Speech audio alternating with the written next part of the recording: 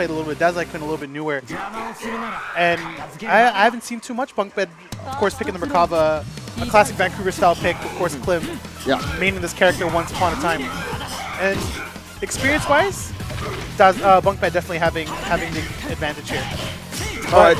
So character-wise, then, in these matchups between Hyde and Merkava, who has the edge? The edge would come to Merkava. All right. The way he can control the screen in a Dhalsim-like fashion, but convert into much more devastating damage, as well as control against the Okizeme. Yeah.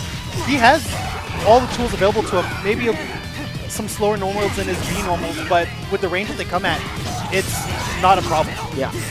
Of course, with Hyde being the main character, he's not your classic Shoto. He's more of your anime Shoto with the rush him down style tools, the get on top of them kind of mindset. If Merkava can keep him out or control the pace, you know, even a good DP like Hyde won't really have much of a problem. And we saw that right there, the spacing control from Merkava and Bunkbed taking that first round with, I wouldn't say it was a comfortable first round because Hyde did manage to get in a couple of times there. Oh yeah, and you can see Dazaikun showing that he's a little bit new to the game, not able to take those hits and run with it. Yeah. But with just that ability to run in and get that touch, you can see that Hyde has the potential to really run through an opponent. Yeah. He just needs to find his pace. And you see that, of course, the assaults akin to kind of like a short hop in what's the game we're looking for? KOF. Yeah. It gives you access to your air normals at a much lower height. Yeah. Of course, you can only use one of those normals, so you'll see a lot of that a little more often. The 4B here from Merkava will challenge Hyde, which inches towards 4B, of course, his standard anti-air choice, but they're chucking in neutral, probably blocking and hitting B at the same time. Yeah, that comes down to Dazaikun trying to figure out how to win in the neutral, and he's just losing to these long-range pokes from Bunkbed. Yeah, and you're going to learn in a game like UNIST, in this case, long normals is the norm. Yeah. So Merkava's actually not the special one.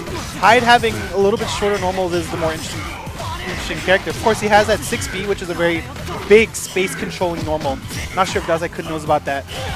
And if he's able to maximize and find these times to run up, dash block, and get in, I'm sure he can run away.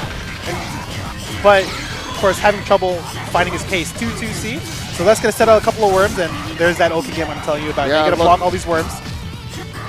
Ooh, it's like crossover style. You got to block everything in the right direction, but that was just a dominating space performance from Bunkbed once again, dominating the corner with those long normals as well. Exactly, and this is, despite it being the more grounded of anime fighters, it's still an anime fighter. Yeah. You got highs, you got lows. The only difference is that cross-ups are a little special. It needs a little more in-depth explanation I won't get into just now. But Dazaikun finding a couple of hits here and there, but can't convert. Big starters off orbiter can get his pressure going, but not really doing much with it. Bunkbed, however, staying at his 5C range, that full-length arm range, kind of like a Dhalsim heavy punch, sticking out there. Oh, that was pretty sick. Yeah, so he has a 3C, which puts him to the air. And he can go into an overhead with it, or he can hold it and whiff it and just come back down. All right, that sort of just looked, is that, for character matchup, you were saying that Merkava does have an advantage, but that sort of also looked more like